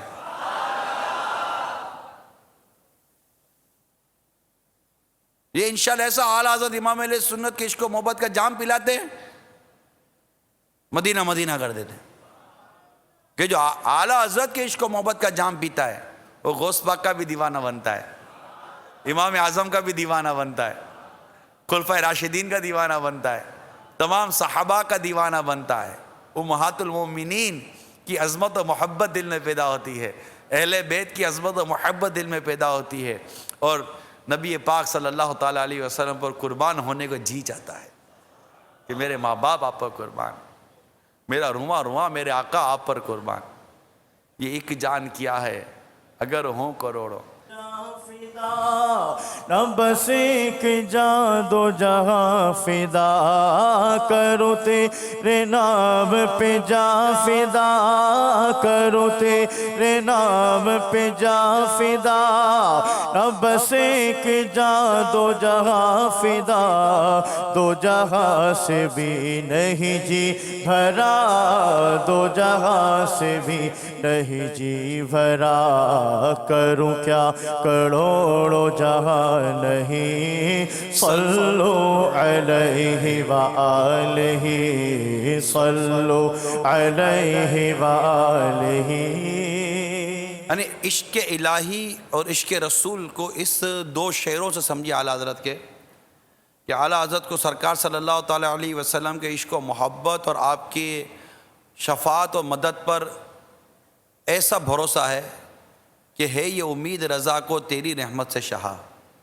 رحمت للعالمین ہے نا، رحمت للعالمین سے تعلق دیکھیے، امید دیکھیے، ہے یہ امید رضا کو تیری رحمت سے شہا، نہ ہو زندانی یہ دوزخ تیرا بندہ ہو کر، کہ دوزخ میں قید نہیں ہوگا، کیونکہ آقا یہ آپ کا غلام ہے، آپ کا غلام ہو کر یہ دوزخ کی آگ میں جلے، ہے یہ امید رضا کو تیری رحمت سے شہا۔ اور ایک جگہ پر ایک اور مقطع میں اعلیٰ حضرت لکھتے ہیں کہ بہت قیامت میں یوں ہوگا، اور بہت پریشانیاں لکھی اعلیٰ حضرت نے نا، کہ یہ ہوگا، یہ سے ایسا ہو سکتا ہے، یوں ہو گیا تو کیا ہوگا، یہ ہو گیا تو کیا ہوگا، کیا ہونا ہے کیا ہونا ہے کیا ہونا ہے والا جو کلام ہے، اس کے آخر میں کیا لکھتے ہیں؟ کیوں رضا کرتے ہو ہنستے اٹھو، کیوں رضا کرتے ہو ہنستے اٹھو، جب وہ غفار ہے کیا ہونا ہے، جب وہ غفار ہے، وہ مغفرت فرمانے والا ہے، کیا ہونا ہے۔ وہ کسی نے آقا صلی اللہ علیہ وسلم کی بارگاہ میں عرض کی، آقا میرا جب حساب اللہ لے گا تو ارشاد فرمایا ہاں، کہ اللہ لے گا ہمارا حساب۔ تو وہ جو صحابی تھے وہ جیسے کہ نہیں خوش ہو جاتا، مسکرا رہے تھے، کہ کیوں مسکرا رہے؟ کہا جب کریم حساب لے تو کرم ہی فرمائے گا۔ اس طرح کا ایک خلاصہ ہے۔ تو بڑی پیاری حدیث تھی۔ تو یوں عرض کرنے کا مقصد یہ کہ اب اعلیٰ امام اس کو دیکھیے، توحید، رسالت، صحابہ، عقائد، معاملات، ایمانیات، عبادات، اخلاقیات، حقوق العباد، ان تمام چیزوں میں اعلیٰ حضرت کمال کیا، اعلیٰ حضرت نے کمال کیا ہے۔ تو بات چلی تھی وہاں سے، جو اس طرح بغیر کسی کوئی نہیں ہوتا، بس ان کو معاذ اللہ ثم معاذ اللہ مذہبی حوالے سے چیڑ ہو جاتی ہے، اللہ کی پناہ۔ اگر ایسے کوئی سن رہے ہیں تو پلیز اپنا علاج کیجیے، کہ دیکھیے کہ اگر بے سبب یعنی بلا وجہ رنج و بوس رکھتا ہے، کوئی وجہ نہیں ہے، بس نہیں مزہ، وہ اچھا نہیں لگتا یار، یہ بلا وجہ اگر رنج و بوس رکھتا ہے تو اعلیٰ فرماتے ہیں مریض القلب وہ خبیث الباطن، یعنی دل کا مریض و ناپاک باطن والا ہے، اور اس یعنی خواہ مخواہ بغض رکھنے والے کے کفر کا اندیشہ ہے۔ یعنی اس پر بھی تم غضب مت نہ، تم اس پر بھی برا مت مانو، ابے یار یہ سب ایسے طبقہ پھر اس پر بھی تنقید کرتا ہے، کیا ملے گا؟ مرو گے تو پتہ چل جائے گا کہ یار ہم صحیح بولتے کہ غلط بولتے تھے، کون سا اپنی طرف سے بولتے ہیں یار، بزرگوں کی لکھی بھی باتیں اب نہیں آپ کی سمجھ میں آتی تو کیا کریں۔ تو دیکھیں یہ کس کے فضائل ہیں؟ عالم کے ہیں نا، عالم دین کے فضائل ہیں نا، علم دین حاصل کریں۔ میں نے درس نظامی کا راستہ بتایا، الحمدللہ علم دین حاصل کرنے کے اور بہت سارے ذرائع ہیں، مگر درس نظامی ایک اہم ترین ذریعہ علم دین حاصل کرنے کا ہے۔ ایک بار پھر نیت کریں گے، کون کون درس نظامی کرے گا؟ یوں ہاتھ بڑھتے جا رہے ہیں ماشاءاللہ۔ اعلیٰ حضرت امام اہل سنت کا احترام مسلم کا جذبہ، اللہ کرے کہ عاشق اعلیٰ حضرت اس جذبے کو پانے میں کامیاب ہو جائے۔ اور اس کے لیے میں اعلیٰ حضرت امام اہل سنت کا فتاوی رضویہ جو تخریج شدہ ہے، اس کی 7ویں جلد کے صفحہ نمبر 230 پر ایک فتویٰ ہے، اس سے آپ اندازہ لگائیے کہ اعلیٰ حضرت امام اہل سنت کو اس طرح سوال ہوا کہ مقررہ وقت ہو گیا، جماعت کا مقررہ وقت، ایک جماعت کا وقت ہوتا ہے نا، مقررہ وقت ہو گیا، اتنے میں مزید 2-4 نمازی آ گئے، مگر ان کے وضو سے فارغ ہونے سے پہلے ہی جماعت کھڑی ہو گئی۔ میرے آقا اعلیٰ حضرت امام اہل سنت نے جو کچھ ارشاد فرمایا وہ سنیے۔ فرماتے یہ 2-4 شخص جو بعد کو آئے، ان کے وضو کر لینے کا انتظار نہ کیا اور جماعت قائم کر دی۔ اگر یہ لوگ اہل محلہ سے نہ تھے، انہیں اس تعین وقت پر جو اہل مسجد مقرر کر لی ہے اطلاع نہ تھی کہ اتنے بجے یہاں جماعت ہوتی ہے، یعنی انہیں جماعت کے وقت مقررہ کا علم نہ تھا اور وقت میں تنگی بھی نہ تھی، اور حاضرین میں کسی پر انتظار سے کوئی ضرر یعنی حرج بھی نہ تھا، اس صورت میں ان کے وضو سے فارغ ہو لینے کا انتظار کر لینا مناسب تھا، خصوصاً جبکہ اس انتظار نہ کرنے میں ان کی دل شکنی ہو۔ بلا وجہ کسی مسلمان کی دل شکنی بہت سخت بات ہے۔ 2-4 منٹ میں وضو ہو جائے گا، اس میں ان دیر سے آنے والوں کا ایک نفع اور اپنے انتظار کرنے والے امام و مقتدیوں کے 3 منافع، یعنی ان کا نفع تو یہ کہ تکبیر اولیٰ پالیں گے جو وضو کر آتے، اور اپنا پہلا نفع یہ کہ اس تکبیر اولیٰ کی فضیلت کے ملنے میں مسلمان کی مدد ہوئی اور اس کا اجر عظیم نصیب ہوگا۔ اللہ تعالیٰ قرآن پاک میں فرماتا ہے، ترجمہ کنز الایمان، نیکی و پرہیزگاری پر ایک دوسرے کی مدد کرو، یہاں تک کہ عین نماز میں امام کو چاہیے کہ اگر رکوع میں کسی کی پہچل یعنی قدموں کی چاپ سنے، اسے پہچانا نہیں تو 2-1 تسبیح زیادہ کر دے کہ وہ بھی شامل ہو جائے۔ دوسرا فائدہ انتظار کرنے والوں کو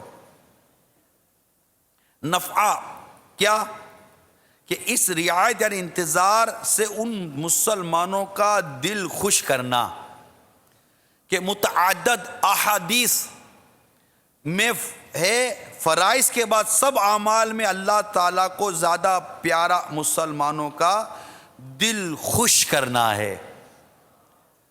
تیسرا فائدہ، تیسرا نفع ان کے آنے تک نماز کا انتظار کرنے کے سبب ملنے والا ثواب ہے۔ چنانچہ سرکار صلی اللہ تعالیٰ علیہ وسلم نے ارشاد فرمایا، بے شک تم نماز ہی میں ہو جب تک نماز کے انتظار میں ہو۔ اب غور کیجئے، ایک سوال تھا کہ اس طرح ان کا انتظار نہ کیا گیا اور جماعت قائم کر دی گئی تو ان کا انتظار کرنا چاہیے تھا یا نہیں۔ اعلیٰ حضرت نے کتنا خوبصورت نپا تلا کہ یوں ہوتا تو یہ کر لیتے، یوں ہوتا تو یہ کر لیتے۔ اگر کچھ بھی نہیں تھا، کوئی انتظار کرنے والوں کو بھی تکلیف نہیں تھی تو انتظار کر لیتے۔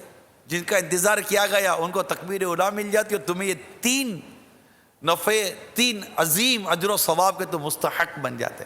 لوگوں کی مدد کرنے کے حوالے سے، مسلمانوں کو خوش کرنے کے حوالے سے، مسلمانوں کے ساتھ نیکی اور پرہیزگاری میں تعاون کرنے کے حوالے سے اعلیٰ حضرت امام اہل سنت نے کتنی مدنی سوچ عطا فرمائی ہے۔ تو عاشق اعلیٰ حضرت کو کیسا ہونا چاہیے؟ مسلمانوں کا جی خوش کرنے والا ہونا چاہیے، جماعت سے نماز پڑھنے والا ہونا چاہیے، لوگوں کو تکلیف سے بچانے والا ہونا چاہیے، چاہے وہ جو بھی اگر آپ کہتے ہیں کہ مجھے اعلیٰ حضرت امام اہل سنت سے محبت ہے، اعلیٰ حضرت امام اہل سنت کے انداز کو آپ پسند کرتے ہیں، ان کے فتاویٰ سے محبت کرتے ہیں، تو دیکھیے اعلیٰ حضرت امام اہل سنت حقوق العباد کے حوالے سے، حقوق عامہ کے حوالے سے، مسلمانوں کو خوش کرنے کے حوالے سے، والدین کو خوش کرنے کے حوالے سے، پیر و مرشد کو راضی رکھنے کے حوالے سے، اساتذہ کو راضی رکھنے کے حوالے سے، اور عام مسلمانوں کو خوش کرنے کے حوالے سے، بدگمانی کے بچنے کے حوالے سے، حسن ظن قائم کرنے کے حوالے سے، غیبت سے بچنے کے حوالے سے، کم کھانے، جی ہاں کم کھانے کے حوالے سے بھی اعلیٰ حضرت کے فتاوی رضویہ کی 7ویں جلد کے اندر بیان کیا ہے کہ کم کھانا کھائے، اس سے اس کو اللہ کی عبادت پر مدد حاصل ہوگی، چستی آئے گی، سستی جائے گی۔ وہ ایک پورا الگ فتویٰ ہے 7ویں جلد میں فتاوی رضویہ کی، اللہ کرے ہمیں مطالعہ کرنا نصیب ہو جائے۔ اعلیٰ حضرت امام اہل سنت ایذاء مسلم کے زبردست مخالف تھے، یعنی کہ کسی چیز سے مسلمانوں کو ایذا نہ پہنچے، ایذا پہنچانا یہ اعلیٰ حضرت کی ڈکشنری میں نہیں تھا، معافی و درگزر فرماتے تھے اور اسی کا درس دیتے تھے۔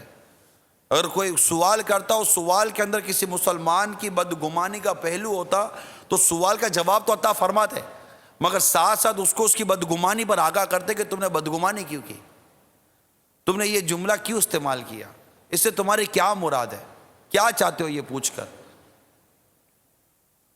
تصوف بھرا ہوا ہے فتاوی رضویہ کا، واقعی تصوف بھرا ہوا ہے، فقہ بھرا ہوا ہے، عقائد کا بیان کیا نہیں ہے اعلیٰ حضرت کی تعلیمات کے اندر۔ تو بہت سارے پہلو بیان کیے جا سکتے ہیں، لیکن میں نے آج عاشق اعلیٰ حضرت کے لیے ایک پہلو بیان کیا، وہ ہے احترام مسلم، کہ عاشق اعلیٰ حضرت کو مسلمانوں کا احترام کرنا چاہیے۔ ہم جیسے آپس میں بیٹھے ہوئے ہیں، ہم اٹھ رہے ہیں، چل رہے ہیں، بیٹھ رہے ہیں، بات کر رہے ہیں، نکل رہے ہیں، مثال کے طور پر دروازے سے باہر جا رہے ہیں، پہلے آپ نکل جائیے، نہیں آپ نکلیے، وہ جو دروازہ گھومتا ہے، نہیں پہلے آپ نکلیے، نہیں آپ پہلے پلیز، آپ آگے بڑھیے، یہ نہیں پہلے آپ کر لیجیے، تھوڑا سا یوں سرک جائیے، آپ بیٹھ جائیے، اب ٹھیک ہے، معافیاں مانگتا رہے، لوگوں کو خوش کرتا رہے، دل خوش کرتا رہے، اور جس کو نیکی کی دعوت دینی ہے، تبلیغ دین کرنا ہے، اس کو تو ویسے ہی لوگوں کو خوش کر رہا ہے۔ عیادت، تعزیت، غمخواری، دل جو یہ کیا ہے، یہ کرنے والے نیکی کی دعوت کی دھومیں مچاتے ہیں، لوگ ان سے محبت کرتے ہیں، لوگ ان سے الفت کرتے ہیں، لوگ ان کی بات سنتے ہیں، لوگ ان کی بات مانتے ہیں، جو اس انداز سے نیکی کی دعوت کو عام کرتے ہیں، جو اپنی زندگی جیتے ہیں، خود غرضی کی زندگی جیتے ہیں۔ یہ نہیں، عالم دین خود غرض کیسے ہو سکتا ہے؟ اس نے تو علم دین حاصل کیا ہے، خود کو بھی فائدہ دے اور دوسروں کو بھی نفع پہنچائے۔ اے اعلیٰ حضرت سے عشق و محبت کا دب بھرنے والوں، فرض علوم حاصل کرنے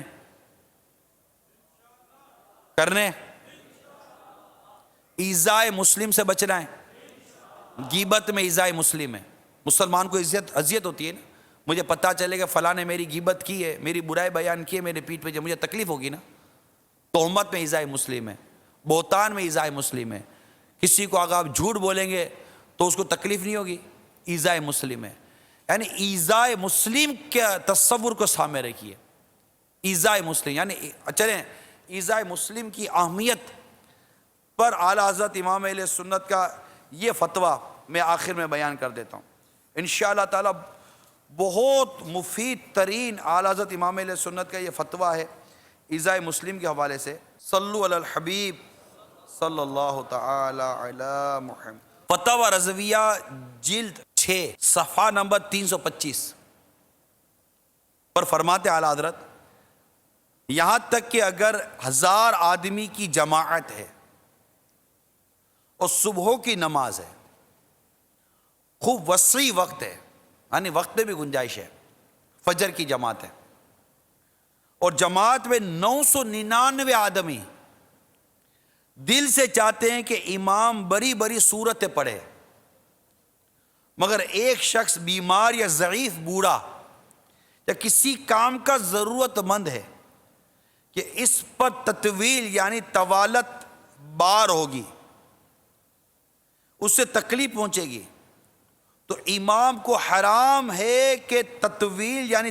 طوالت کرے، بلکہ 1000 میں سے ایک کے لحاظ سے نماز پڑھائے، جس طرح پیارے آقا صلی اللہ تعالی وسلم نے صرف اس عورت اور اس کے بچے کے خیال سے نماز فجر میں سورہ فرق اور سورہ ناس پڑھا دی، کہ حدیث میں ہے،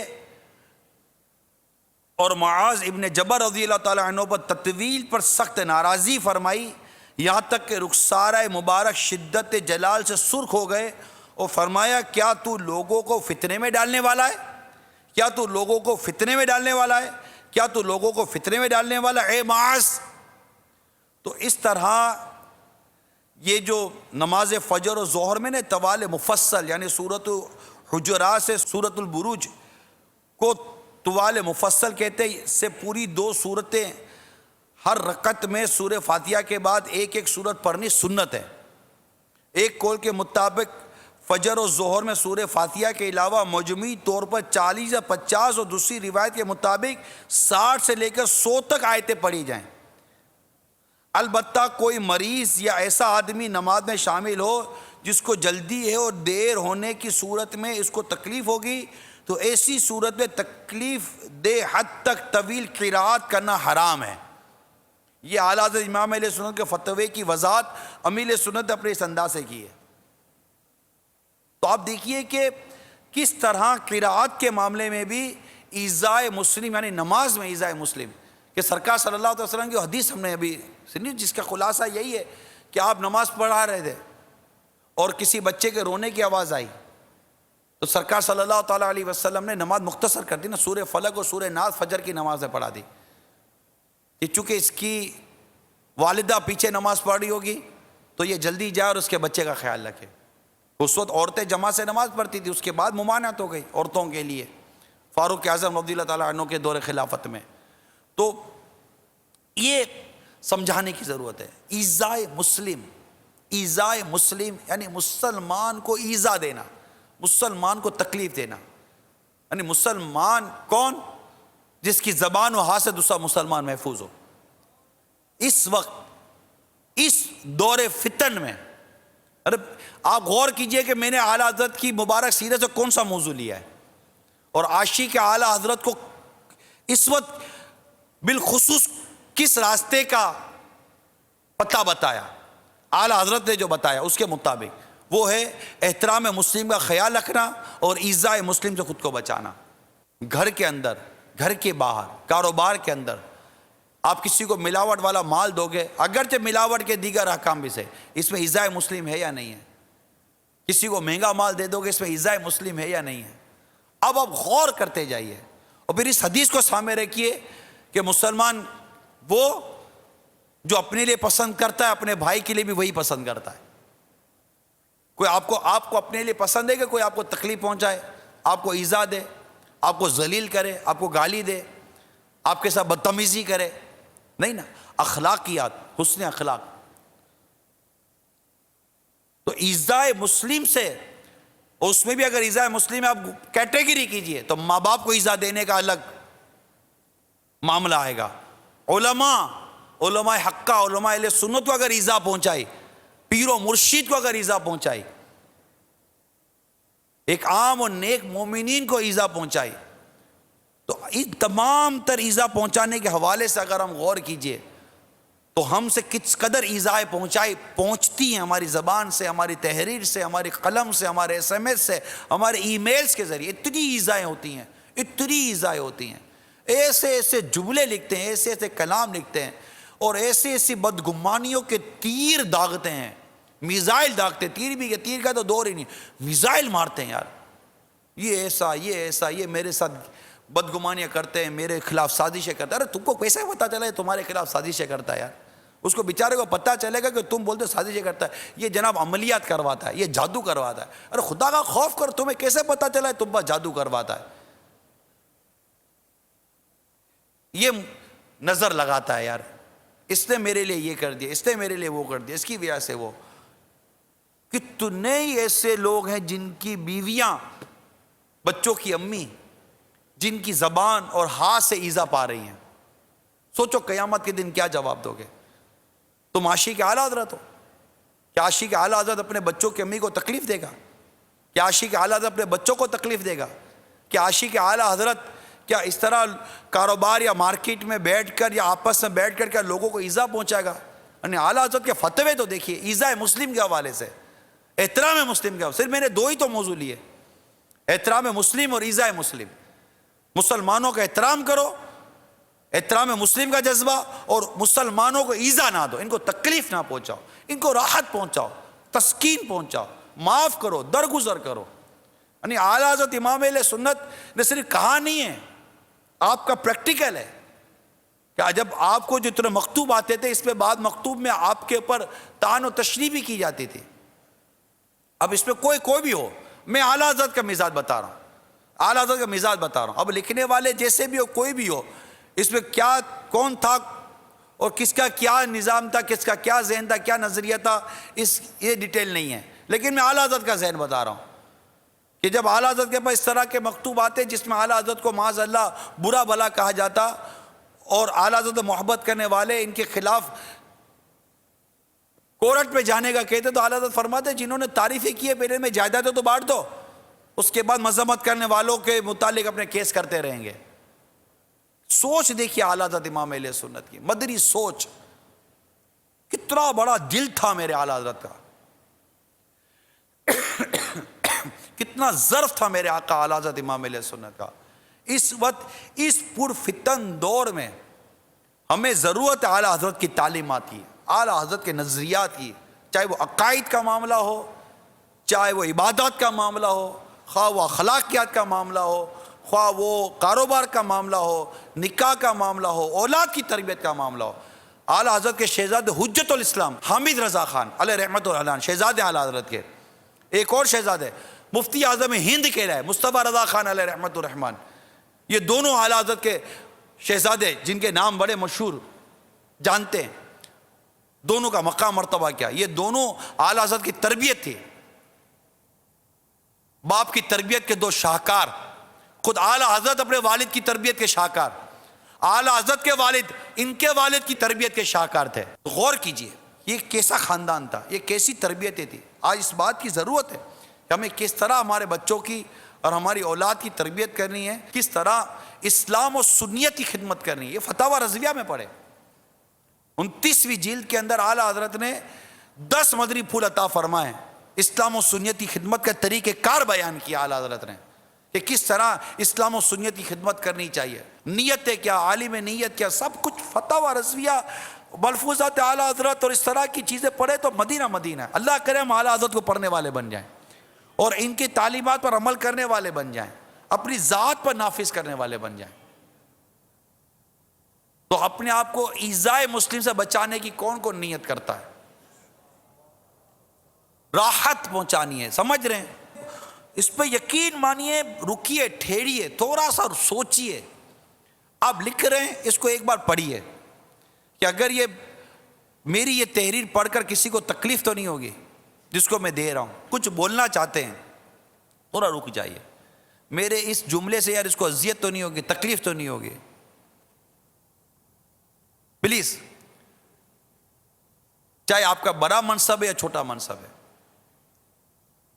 کسی کو شکایت ہوتی ہے تو وہ 10 20 آدمیوں کو SMS کر دیتے ہیں، اس کی عزت کا جنازہ نکال دیتے ہیں. ایسی جہالت ہے، ایسی بے باکی ہے. مطلب میں وضاحت بول نہیں سکتا، مثالیں نہیں دے سکتا.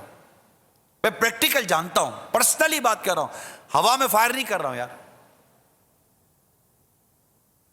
بگے نشانے کے تیر نہیں مار رہا ہوں. بالکل مجھے پتا ہے میں کیا بات کر رہا ہوں.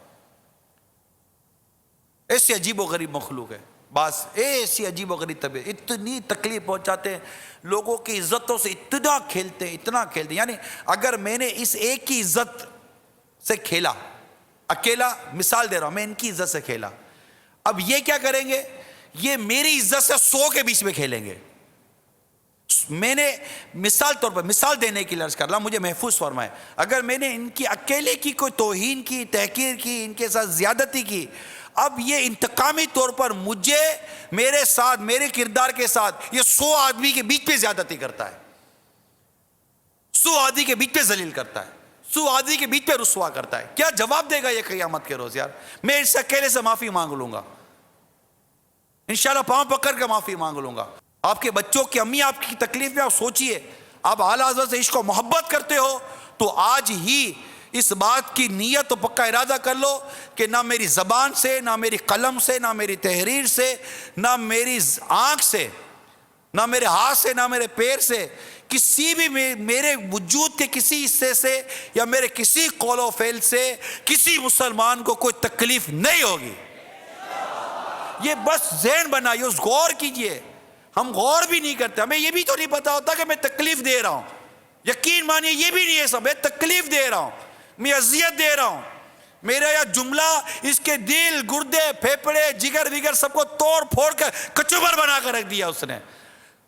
سوچ بھی نہیں ہے، توجہ ہی نہیں ہے. ایسا لگتا ہے کہ جیسے کہ جہالت نے چاروں طرف سے جکڑ کر رکھا ہوا ہے. یعنی آپ حدیث پاک کا مطالعہ کریں، شریعت مطہرہ کی تعلیمات دیکھیے کہ کسی کو تیز نظر سے بھی نہ دیکھو کہ اس کو تکلیف ہوتی ہے. نیزے سے بھی اشارہ نہ کرو کہ وہ ڈر جائے گا. کسی نے مذاق کے اندر چپل چھپا لی ہے تو اس پر سرکار صلی اللہ تعالی علیہ وسلم نے ایک طرح سے ناراضی کا اظہار کیا کہ مسلمان کو تکلیف دینا کیسا، مسلمان کو تکلیف دینا. ہم نے نہیں چھپا لیتے، اگلا ڈھونڈتا رہتا ہے. گاڑی کی چابی چھپا لی، کسی کے چپل چھپا لی ہے، کسی کی قلم چھپا لی، کسی کی کیا چیز چھپا لی. اب وہ ڈھونڈتا رہے نا، اپنے بولے کہ اس کو سزا دے رہا. تم ہوتے کو نا سزا دینے والے اس کے بولنے پر. ایک آدمی چشمہ بھول گیا، آپ خود سوچو، جو آدمی اپنا چشمہ بھول گیا اور آپ اس کو مزہ چکھانے کے لیے چشمہ چھپا لو، اس کے جیب میں نہ، پھر جھوٹ بولتے میرے پاس نہیں ہے، اس کے پاس نہیں ہے، اس کے پاس نہیں ہے. ایک آدمی جو بغیر چشمے کے دیکھ نہیں سکتا، بیچارہ چشمہ بھول گیا، اب آپ اس کا چشمہ چھپا کر اس کو ستا رہے ہو. خدا کا خوف نہیں آتا آپ کو؟ آپ بولتے میں تو نہیں تکلیف. مذاق میں بھی مسلمان کو تکلیف دینے کی کب اجازت تھی آپ کو؟ اسکول میں، مدرسے میں، کالج میں، یونیورسٹی کے اندر، گھر کے اندر، دفتر کے اندر فائل چھپا لی، یہ چھپا لی، فلاں چھپا لی. تکلیف کیا یہ تکلیف نہیں ہے؟ تکلیفوں کی فہرست بھی تو بنائیں. ہم ہاتھ اٹھاتے ہیں، ہمیں یہی نہیں پتا کہ میں تکلیف ہے کس شے کا نام. مسلمان کو راحت پہنچانا کس شے کا نام ہے؟ کہ میں ماں باپ کو راحت پہنچانا چاہتا ہوں، کیا کروں؟ میں آپ کو راحت پہنچانا چاہتا ہوں، کیا کریں؟ اب مجھے راحت پہنچانا چاہتے ہیں، مطلب اس پر یوں چلیے کہ میں راحت پہنچانا چاہتا ہوں. میں چاہتا ہوں یہ میرا اسلامی بھائی ہے، میں اس کو خوش کرنا چاہتا ہوں. کس طرح خوش کروں؟ اس پر سوچیے، غور کرنے کی عادت پیدا کیجیے. یہ غور کرنے والا رب کی رحمت سے نہ غیبت کرے گا، نہ چگلی کرے گا، نہ تہمت باندھے گا، نہ بہتان تراشی کرے گا، نہ الزام تراشی کرے گا. کچھ بھی اللہ کی رحمت سے نہیں کرے گا. اس کی قلم چلے گی تو مسلمانوں کا دل خوش کرے گی، اس کی زبان چلے گی مسلمانوں کا دل خوش کرے گی. وہ اپنے وجود سے مسلمانوں کو فائدہ پہنچائے گا، تکلیف نہیں دے گا. وہ اپنی کار بھی پارک کرے گا تو سوچ کے پارک کرے گا کہ اسے کسی مسلمان کو تکلیف نہیں ہو رہی. پارکنگ کا ذرا ایریا تو دیکھیے، ایک ہی کے پیچھے دوسری کار کھڑی کر دے. اگلا نکالنا چاہ رہا، وہ دکان پہ کھڑا ہوا ہے، ابھی آ رہا ہوں، ارے بھائی دے، ابھی آ رہا ہوں، مسکرا کے 15-20 منٹ نکال دے. 15-20 منٹ تک وہ تکلیف اور مطلب یہ سمجھ رہے جو میں کہہ رہا ہوں.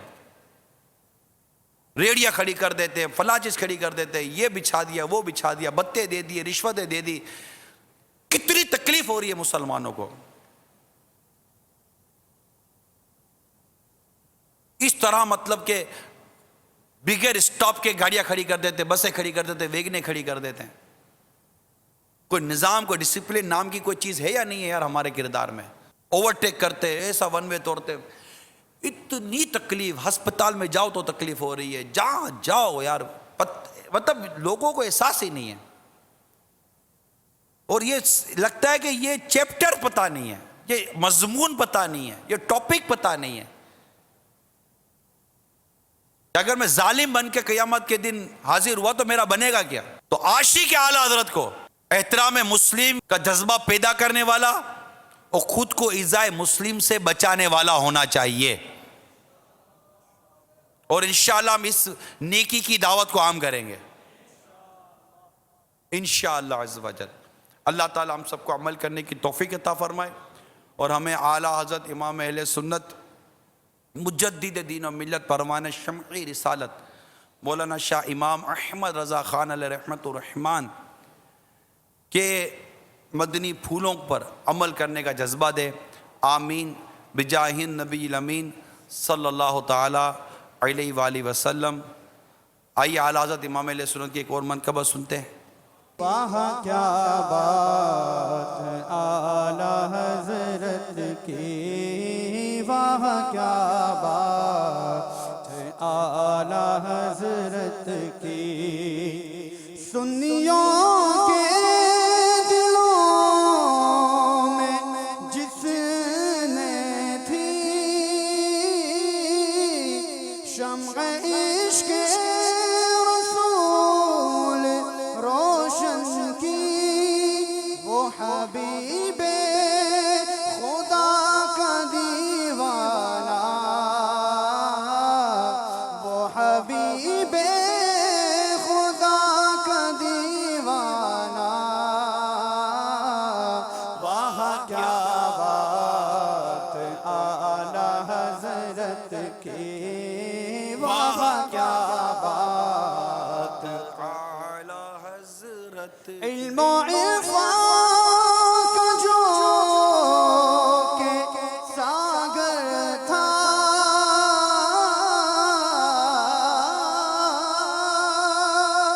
خیر سے حافظ قوی تر تھا، حق پر مبنی تھا جس کا غر فتوا،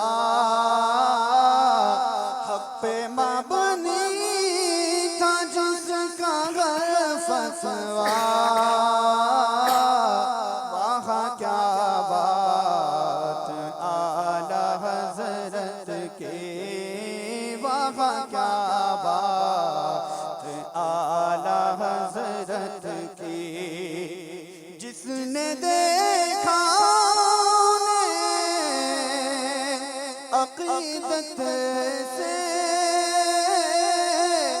قلب کی آنکھ سے، محبت سے، مرحبا مرحبا پکار اٹھا،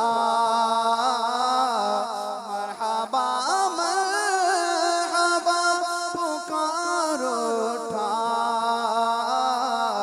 واہ کیا بات اعلی حضرت کی، واہ کیا بات اعلی حضرت کی، جو ہے اللہ کا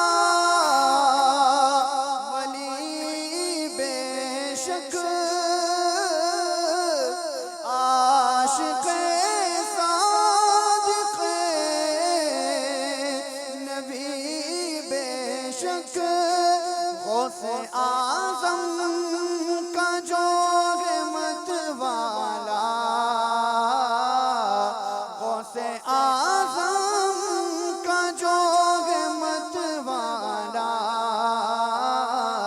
واہ کیا بات اعلی حضرت کی، بولو واہ کیا بات اعلی حضرت کی، جس نے احقاق حق کیا کھل کر،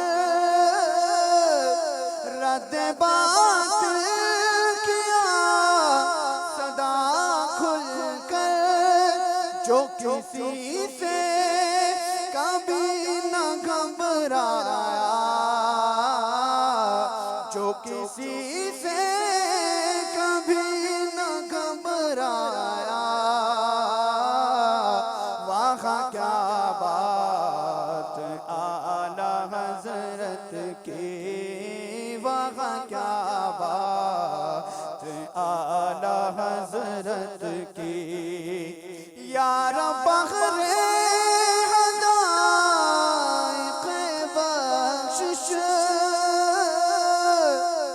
بخش عطار کو بلا پرسش، یا رب بخر حدائق بخشش، بخش عطار کو بلا پرسش، خلد میں کہتا جائے گا،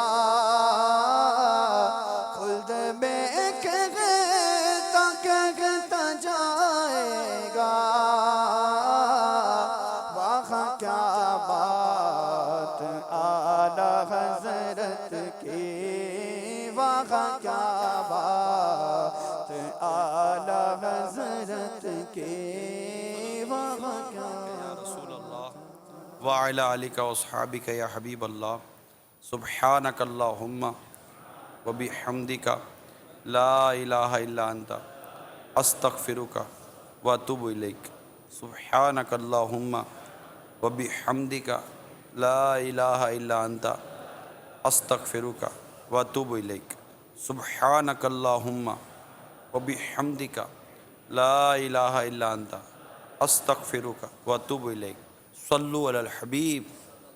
میں مبلغ بنوں سنتوں کا، خوب چرچا کروں سنتوں کا، ہو کرم بحر خاک مدینہ